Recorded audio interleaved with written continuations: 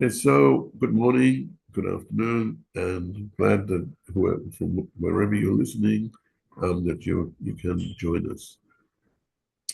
The Torah portion of Behaloscha begins with Hashem's instructions to Aaron. And Aaron, being the high priest, is the one who is responsible to take on board and to kindle the Menorah in the Tabernacle. Now, Rashi explains that really this whole commandment to Aaron about lighting the Menorah is really a continuation of the parshas beforehand. So as we've been learning, as we've been reading the Torah, the parshas beforehand have been talked about the establishment and the erection of the tabernacle, which eventually, when the Jews go into Israel, becomes the place for the Beis Hamikdash. And we hear about the activity of the inauguration of the tabernacle and how all the different leaders of the tribes gave their personal contributions and their tribes and their contributions to the tabernacle. And after the inauguration of the tabernacle and the primary ideas of everything that they brought, and that the leaders of the different tribes brought on behalf of their tribe, on behalf of themselves,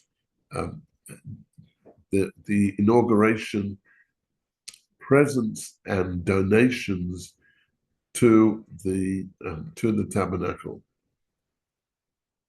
At that point, Aaron himself was dismayed that neither he nor his tribe had really no part in the dedication offerings. Although Aaron and the Levites are involved in the working of the Mishkan, they weren't part of the dedication offerings. And the Parsha prior to Behaloscha, we find Aaron feeling somewhat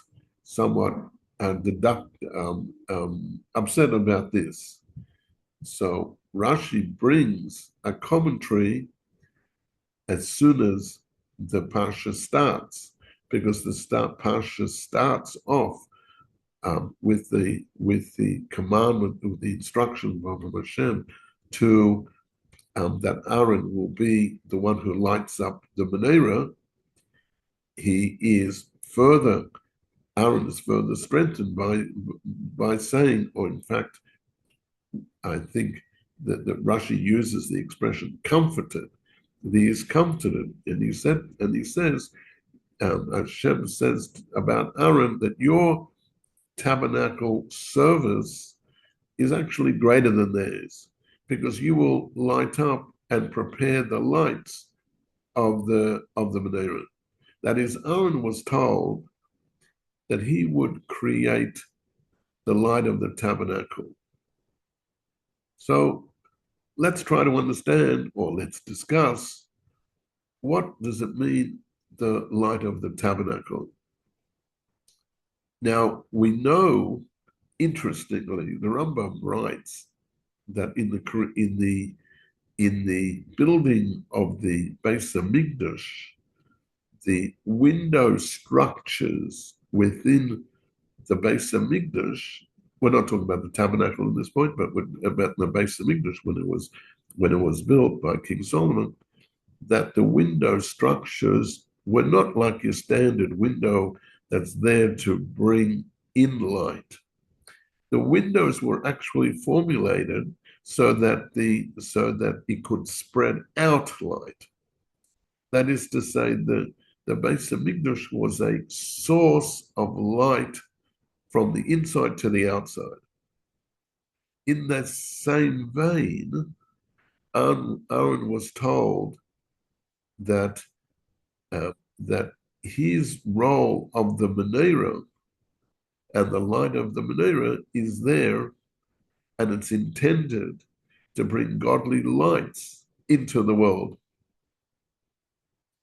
Now, this portends to the idea that the priest and the priestly class, as well as the tribe that he came from, which is the Levites, their part or fully of their role is to illuminate, and is to illuminate by virtue of the Menorah. So on a much more deeper level and a mystical level, much energies are they say, this is the expression, much ink is put on the paper in explaining the role of the Menorah and how it gives light, Aaron, and how it gives light. So Aaron's role was to provide light, but in a bottom-up fashion. His role was to light up the Menorah. The Menorah has, that is the candelabra structure, has a particular structure with an oil containing area and wicks, and his role was to prepare the wicks and light up the Menorah, so that by lighting the lamps, you light up the tool or the object, the Menorah, the candelabra, which shines light. On a mystical level, we have to find the Menorah in the world, or in the Menorah within inside of ourselves, and light that up so that we can be a light unto the nation and light up the world with that. And as we've discussed in different times, not the Rambam paskins and adds in a sentence or in the discussion of the Levites in a homiletic session, not in a strictly constitutional halakhic way, but he says, but any person who wants to be can be a Cohen or a Levi, meaning to say that every person can find within themselves the oil and the light to light up the surrounding place. Any person who wants to be can take on that role to light up his environment, his microcosm, affecting his and affecting the ultimate macrocosm. We've discussed some of these thoughts before, but that is part of the role of Aaron. King Solomon writes that every person's soul is the lamp of Hashem. Ner Havayat Nishmas Odom. The candle of God is the soul of man. You can read it as man's soul is the lamp of the Lord, is the lamp of Hashem. That is, as every Jew walks the face of the world, of the earth, his role is, in some fashion or other, to light up his surroundings. And the Alter Rebbe, the first Lubavitcher Rebbe, founder of Chabad movement, taught that the Jewish people are called lamps, and a lamp comprises of a vessel, a container, a wick, oil, and flame. And each one of those has a representative that we can discuss inside of himself. But the idea is that we have to light up our own flame and then shed light.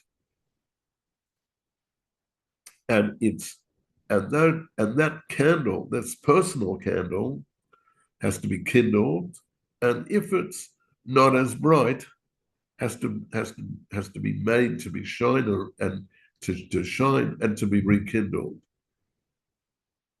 So when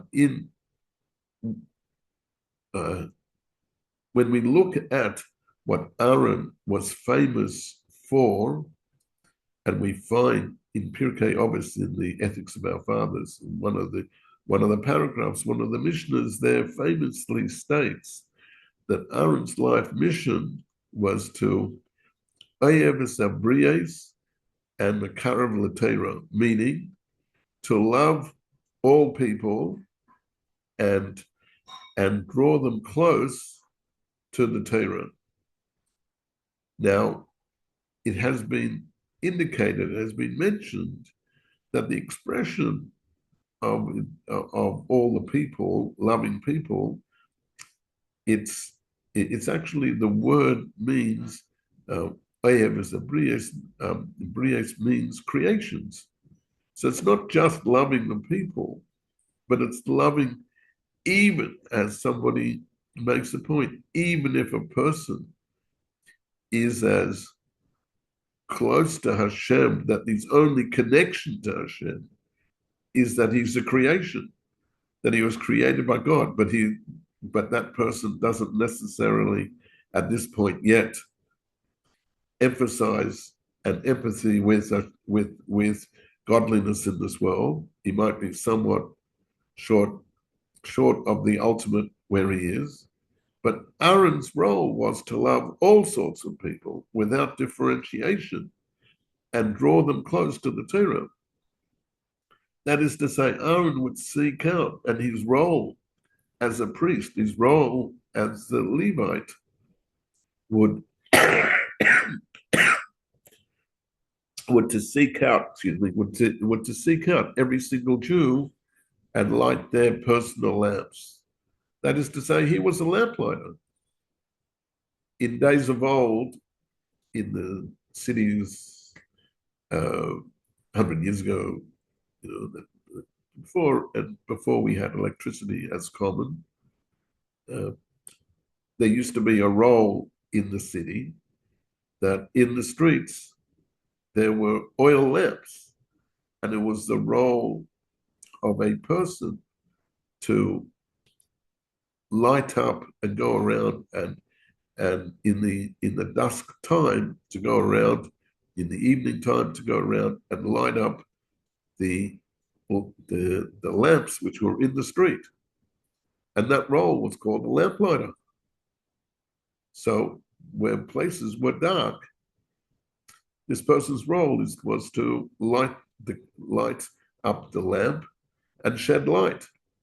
So this is the role of a lamplighter. This is the role of every single person, to be able to light out. So the role of every Jew is to seek out other Jews and light their lamps and become lamplighters. Now, hence, if we go back to the idea of Aaron and the name of the parsha, in the name of the parsha is Behaloscha, meaning when you will light up. And the expression to light up isn't as much as the regular expression to kindle, to light up, but the expression that's used over here is ba'alos, like the expression of aliyah, like we talk about aliyah to Israel, going up, or aliyah to the Torah, when a person gets called up to the Torah. Aliyah means to rise up. So Behaloscha, the name of the parsha, says, when you will light up, but really we can translate it as going up, just like going up to the Torah or going up to Israel. And then we can understand the verse as Behaloscha, when you will light up the people, when you will raise up the people. And then we raise up people by showing, of course, the best example to others so they can emulate God's ways, because we emulate God's ways. But we also have to light them up in a sense. And Rashi makes a comment, which is a very interesting comment, that the role of the lamplighter isn't just to light up the lamp, but because that lamplighter is responsible for all the functionality of that light, you can't just light up that candle and walk away. Rashi makes the comment in the technical sense, right, that the role is that the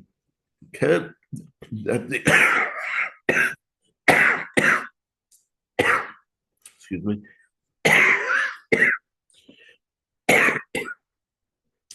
The role is to light up the candle and the lamp itself to the point where that light is running by itself, that it is lit up, and it can continue to light up and be lit on by itself. So Rashi says that the role of the kohen is to raise the light up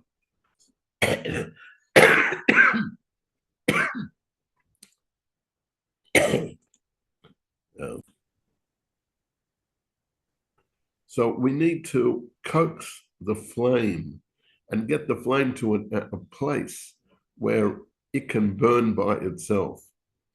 So the teaching in that is the idea that we are to be the disciples of Aaron, and that's what the Mishnah instructs us, to love each person and kindle up their flame, and it becomes Aaron's mission and becomes everyone's mission to find those people who need their spark kindled and light them up. But we're not allowed to simply rely and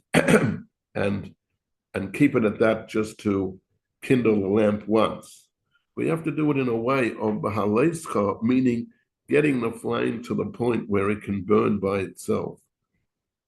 And then to the point where the other person, where the other becomes a lamplighter himself or herself. But how do we kindle souls? How do we get them up to the point? And what's the method? Well, just Aaron shows the method by way of love to every single person. Well, we encourage them, but that level of encouragement shouldn't come in a way of sacrificing our ideals. Our ideals and the ways of the Torah, which that is what Torah Judaism is about, has its teachings and it has its rules. It's not about bending our rules in order to do outreach. It's by teaching and showing the beauty and showing that with love for every single person, that is showing them the beauty of the Torah, and with love for every single person, we draw them close to the Torah. So Aaron did not change the Torah, and nor did he compromise. He didn't provide a watered down version of the Torah. You can show one mitzvah at a time or all the mitzvahs, but we don't compromise. And this is the role of the Behaloscha of Aaron, lighting up every single Jew's neshama. But further understanding that the Menorah itself was a 7-candelabra device. And Chassidus explains to us that every person's neshama is rooted in the 10 holy spheres in the spiritual realm. Of that, three are considered in the intellectual side of it, or the part which we meditate within ourselves, and the other seven are related to the emotional aspect.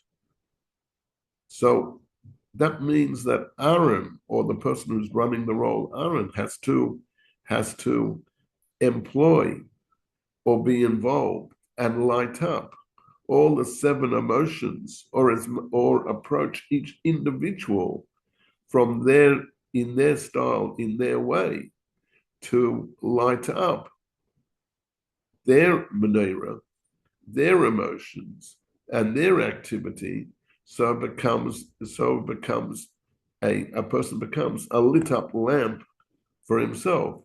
And as we said, a person has to be lit up to the person until as the technical expression is, that the flame burns by itself. It's oilema aleho. It runs by itself, and the flame can go by itself. But going a little bit more along those ideas, that this teaches a fundamental ideas. Number one, that there has to be a flame. You have to bring a flame to things. Judaism has to be done with energy. Judaism has to be done with a smile. It has to be done with an enjoyment. A person has to bring their flame, and their flame can be from one of the seven emotions, whatever it might be. But a person has to bring the flame, and the person has to bring the flame from themselves. Sure, and sometimes we need other areas to enhance our flame. But nevertheless, the flame has to come from ourselves. And that flame has to be done by realizing a person's own potential, his own lamp, and his lamp has to be lit up, and it has to be a flame which is of the order of raising. And we said the light has to be ela, has to go up. That is to say, the idea being behind that is that we can't be resting on our laurels. We have to be like a flame. When you watch a flame on a candle, you see that it's constantly flicking and going up. It's trying to go higher. So we can't rest on our laurels and say, well, I've achieved this much and I'm stopping my work. A person needs to be in a continuum. And no matter how well a person has done his job, we can always go the next step, and we can always go further.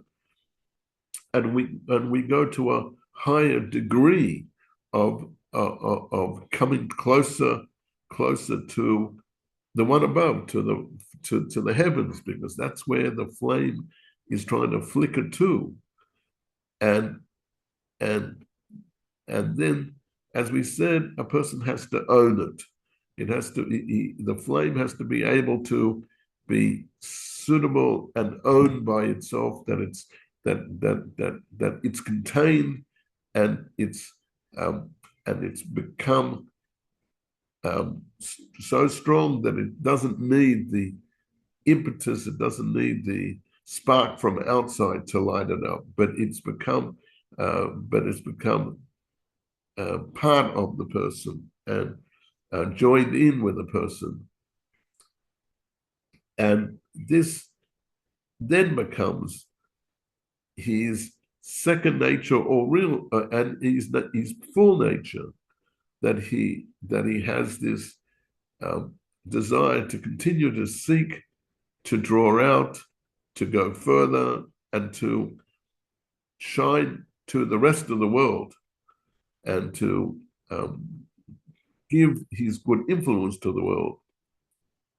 And these concepts of the Behaloscha is something that we have been given a task from the beginning of time to do. Abraham went around teaching the idea of the concept of the one God. Moses brought the Torah down from the heavens, and Aaron uses the commandments of the Torah, the teachings of the Torah, to light up every single Jew.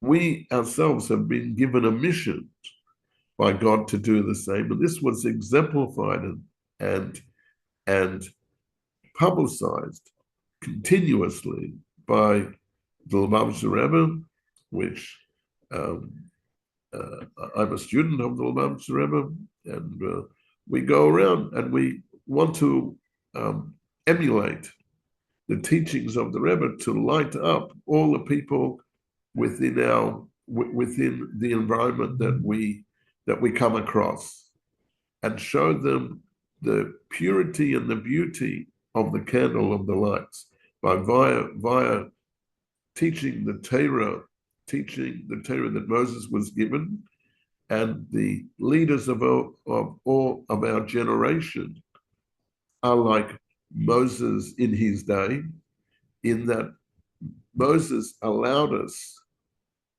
to have a communication and a flow of connection to Hashem himself, and so surely, and through the Torah and through the leaders of the generation, we connect to the Torah, so we bring godliness and godly understanding into our own minds, and then we light up ourselves, our souls, and our surroundings, and we act like Aaron to light up all the areas which are within our boundaries, and sometimes a small step